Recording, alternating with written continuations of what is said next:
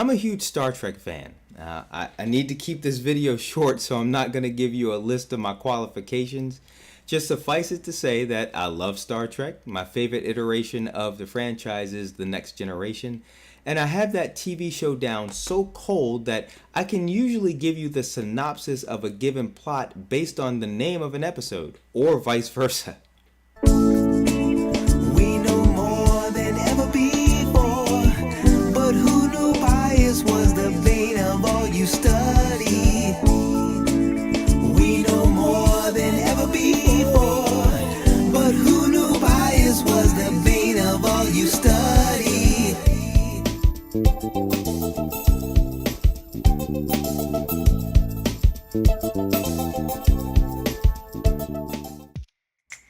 I remember converting my best friend in high school into a Star Trek fan. Now, he was by no means a fan like I was, but he did enjoy the episodes of The Next Generation. I mean, who doesn't? The issue, however, was that he didn't like the original series from the 60s. From what he had seen, he didn't like Captain Kirk. Now, our discussions on this were a long time ago, and I don't remember all the details, but I remember one time in explaining what his issue was, he stated that Captain Kirk was a man of the 60s, and Captain Picard, his preference, was a man of the 90s, our decade. Back then, those were our only two choices. I would go on to use that effective description between those two characters to this day.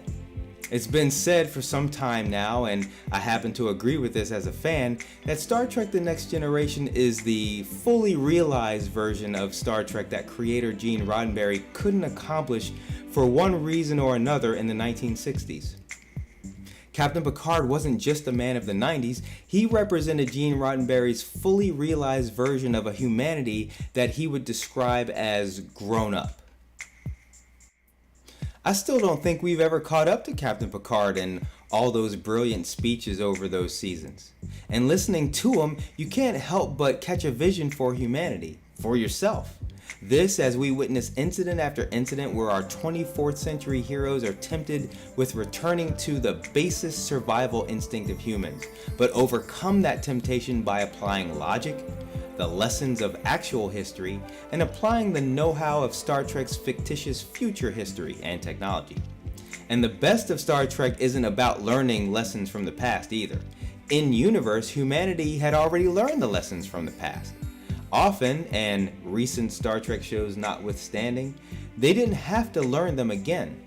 Instead, our heroes were usually sharing those lessons with species that hadn't yet learned. Those species, of course, serving as the stand-in for us, the viewer.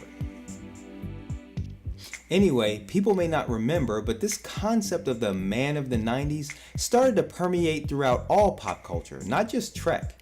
While the adjectives of kindler and gentler were being repeated throughout American culture, even the ultimate portrayal of the man that all women wanted and all men wanted to be had to answer to a new boss. And his boss talked to him like this. The thought had occurred to me. Good. Because I think you're a sexist, misogynist dinosaur. A relic of the Cold War. Point taken. Not quite 007. If you think for one moment I don't have the balls to send a man out to die, your instincts are dead wrong. I've no compunction about sending you to your death. It would seem that two of the biggest heroes around had outlived their usefulness. And with Star Trek leading the way, as it often does, Captain Kirk was handed his pink slip. With Captain Picard ready to represent an even brighter 24th century, Captain Kirk wasn't just left to his fictitious 23rd century. No, he dies on screen, having saved a planet he had not heard of until just a few hours before he did it. Literally passing the torch to the next generation. But something weird started to happen in pop culture. Something that I don't think many people have really spoken about over the decades, if they even noticed.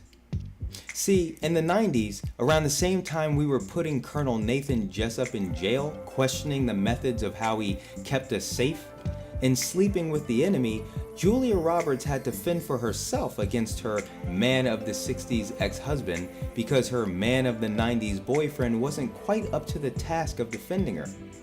It was even worse for Annabella Sciorra, In the movie The Hand That Rocks the Cradle, her man of the 90s couldn't even ward off the nanny.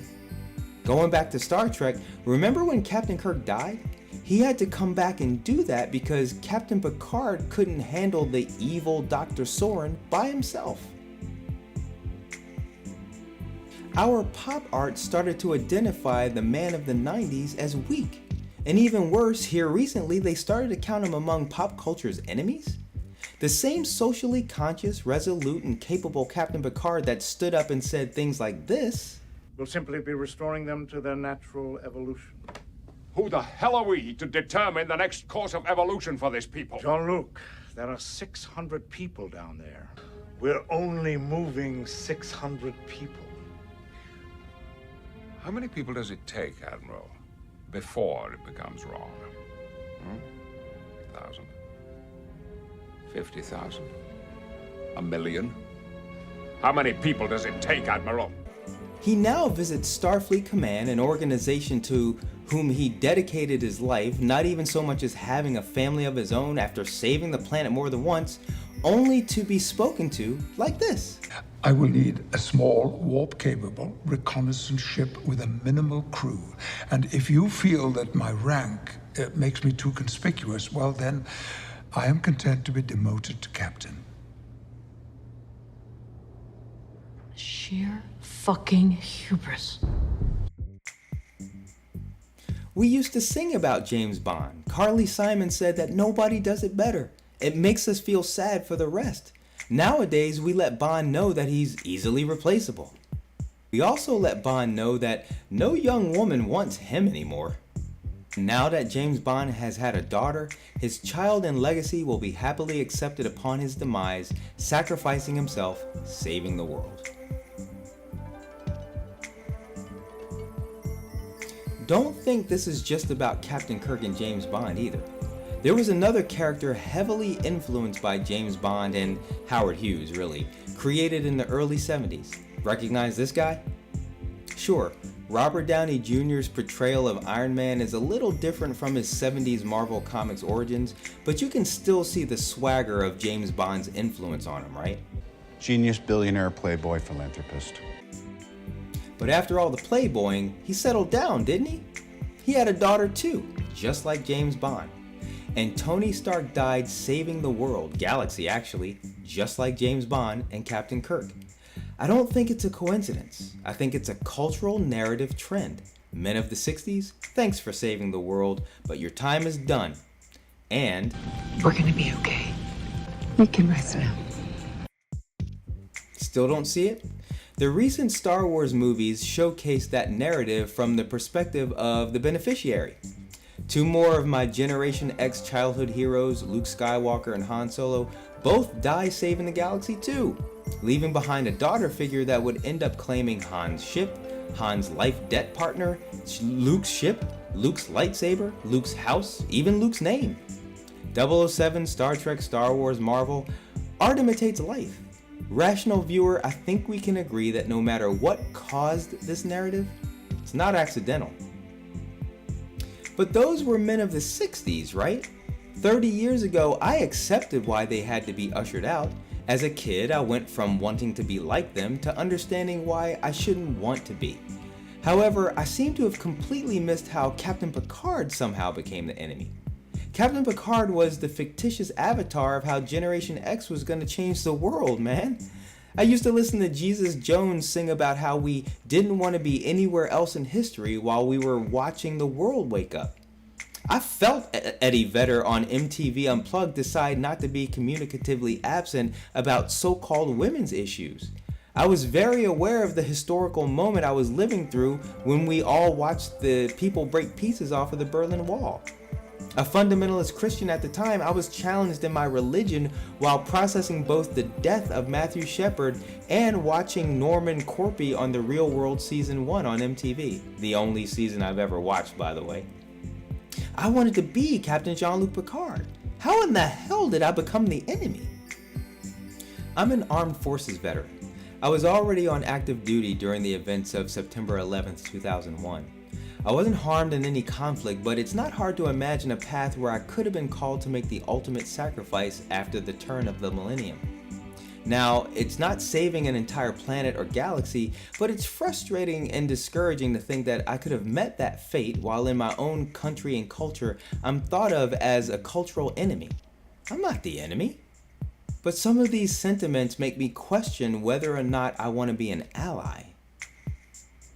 There are time-honored socio-cultural principles that have been proven to help humanity flourish. Concepts like duty or honor or integrity, even monogamy. None of those concepts are natural, even monogamy. They are culturally derived. They mean nothing in the shadow of our survival instinct, except that our second survival instinct is that there is strength in numbers. This strength in numbers instinct is actually what leads to our problematic tribalism as people. And we culturally created concepts like loyalty, respect, and service to help us relate to each other within our tribes and intertribe. A second ago I said that I'm not your enemy. That might not be true. You could say that I stand opposed to anyone short-sighted enough to think that it's okay to throw out all socio-cultural principles like respect, duty, and honor whenever times get tough. Now, I didn't say it wasn't understandable, mind you. It is our evolutionary predilection to do just that, when we're hungry, when we have no dry place to sleep, when we want to procreate, let's be real. That's just what it means to be the human animal, to think with our lizard brains, as people say. All is fair in love and war, as the saying goes. But if we want to be what I call fully human, Star Trek creator Gene Roddenberry's grown-up humanity, those are the principles of character that we need to stand on, among others. Especially when times are hard. If we don't, we might live long, but we won't prosper. I'm Odium. This has been Message in a Bottle. Come back for the next reflection.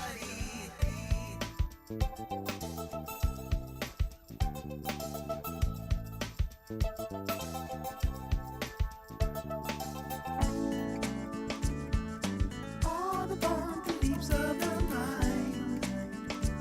But what's real or what's right has so little to do with those minds.